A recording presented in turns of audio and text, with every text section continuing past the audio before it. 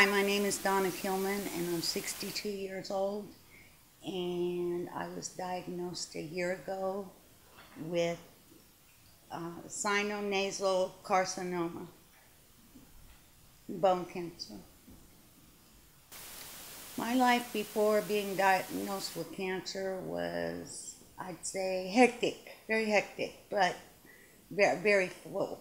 I was a counselor for the Department of Corrections. I worked for the Department of Corrections for 27 years, and I worked anywhere from 8 to 10-hour days, 5 to 6 days a week. In addition to that, I did a lot of work with the kids, the group kids around. My symptoms, when they first started about March of last year, 2012, I was at work and I found it harder and harder to walk across the yard, and I was so tired all the time. I was having some dental work done, and that's when they found the tumor in the nasal area. They took it out, sent it off, and it came back stage 4 cancer in the area I had just talked about, and found out that because it had spread to my bones, I had been working about 9 months with a broken pelvic and 2 cracks in my rib cage. It was from the cancer, and that's where the pain and not being able to walk across the yard was coming from. When I first found out Donna had cancer and been diagnosed with it, was actually anger, since I'd went through it myself.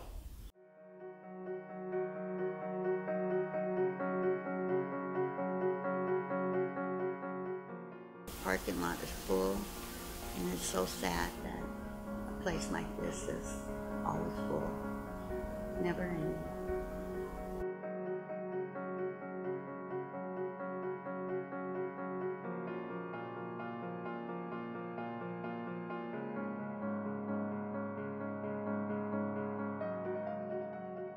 Is there anything that I think about when I'm sitting here in the waiting room?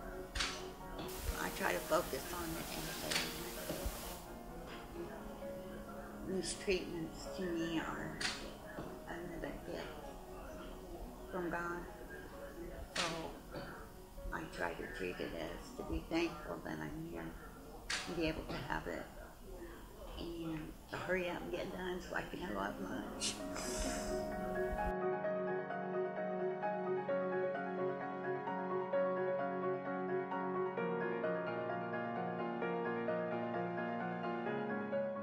Okay.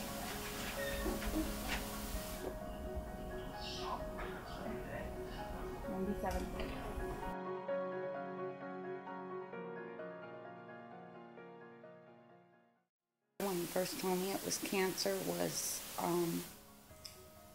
in August of 2012. Like I said, I had dental work done, and we thought it was a gristle in the roof of my mouth, and I had to go to an oral surgeon, and he took it out and sent it off to be tested. He removed the tumor, and when I went in for the results, my sister was with me, and he told me it was carcinoma, sinus carcinoma cancer, and that he was referring me to an oncologist, Dr. Singh. At first, I was kind of like a blow to the stomach, and then it was, you know, why me? And then when I went and had all the PET scans and stuff done, I was told September 27th that it had spread to the bones and all of this stuff. And then I was told in November by Dr. Singh that I had 4 to 6 months to live. And my first thing was, I won't be here to see my grandkids grow up. I won't be able to see my plants grow. I started feeling sorry for myself, and I was very frustrated. And of course, I couldn't work anymore, and financially and insurance problems, it just overwhelming. And I just wanted to give up. But then I made a decision one day, I'm going to fight this with everything that I've got. It gave me determination, and then after after you face mortality, like I did, it gives you hope. It gives you come to peace.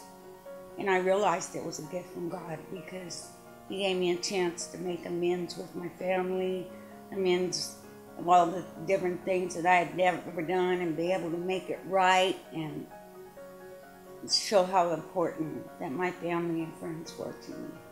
My first round of treatment started the first week of December 2012, and I did 6 months of chemotherapy, which took 3.5 hours after they had put a port in.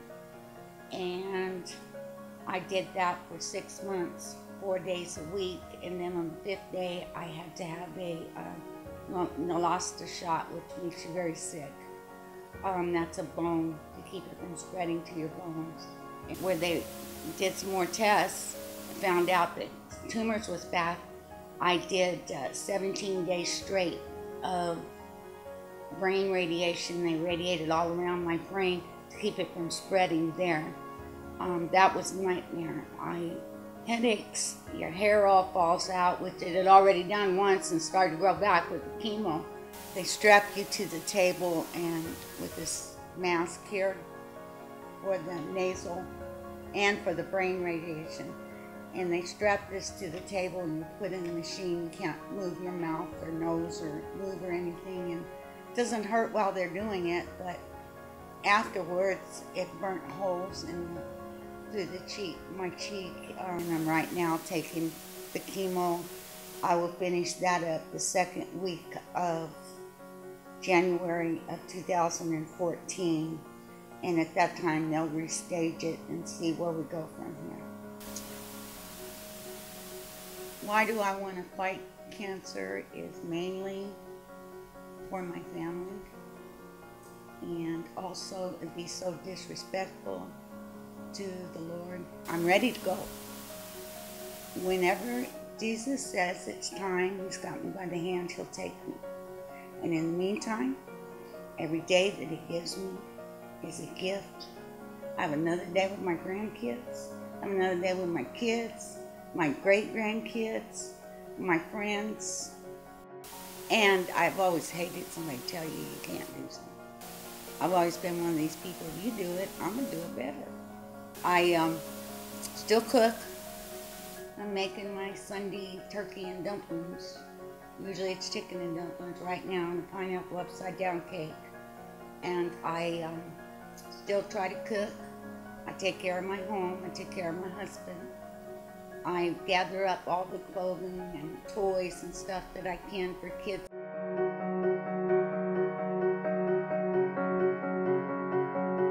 About 4 months I couldn't keep up with watering my little plants and stuff I've got planted out here, and one of my goals was to see them grow. This is my support group and what they do for me. Just everybody. I mean, mainly my family. My daughter, my granddaughter, my husband and sister especially. Sonny, my nephew, is my spiritual. He shares a spiritual journey with me. I know I need to be there for her, give her some spiritual and emotional stability. I'm not running out of fear when you hear that word. My sister Barbara was driving me back and forth to all my appointments, but she was diagnosed with cancer and had to have an ileostomy and stomach surgery. And she also has to go through cancer, fortunately. And we help each other now. I go over and help her change her bandages and her bags. Nurse Ratchet. Nurse Ratchet. And Sonny is picked up driving us both to our appointments back and forth. I just wanted to drive. I like spending time with her and hanging out with her. Take her up here. We get a little Chinese food every once in a while. Have a nice chat driving and no interruptions. My treatment consists of just about every medication known to man. There's a lot of pain associated with it. So every now and then I sit down here and toke up the Mary Jane, and here I'm doing something that I was so against any kind of drug in any form, but I do what have to do to get through each day. My diagnosis and how it's impacted my family and friends. I've seen in the beginning, it was like, she went through breast cancer before, she went through the skin cancer before, this is just another. And then as they realized how serious it was, how far it had spread, and when they gave me the 4 to 6 months last year, then I saw, especially my husband, he just devastated. They tell me all the time, Grandma, if you don't want to do these treatments, it's time for you to go, we'll understand. But they hang out with me now all the time. They want to learn how to cook, they want to learn how to do some takedowns like we used to do at prison. They want to, all of a sudden they're interested in everything I've ever done in my life. Hope in me and you will be protected from depression and self-pity. Cling to hope and my rays of light will reach you through the darkness. And hope is like a golden cord connecting you to heaven. He is and always will be my #1 support is my Lord Jesus Christ. Faith with him. And one of my friends, Mrs. Gladden, gave me this book when I was first diagnosed. I've never been overly religious, but I do believe, and it's made my faith so strong. The one thing that I would like to leave behind, the one thing for my family to remember me by. The thing I will always remember about her, and especially dealing with this ordeal, she's a very strong person, very strong in faith, and she actually sets an example out there that a lot of people should follow, or would want to follow if they would have done her walk with her. She's dealing with this and everything else she's ever done in her life, being a giving person.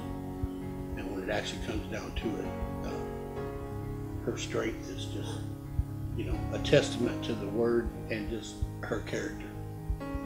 So I'll always remember that. Remember all the good times, not the bad times. Remember all the love and everything that we shared.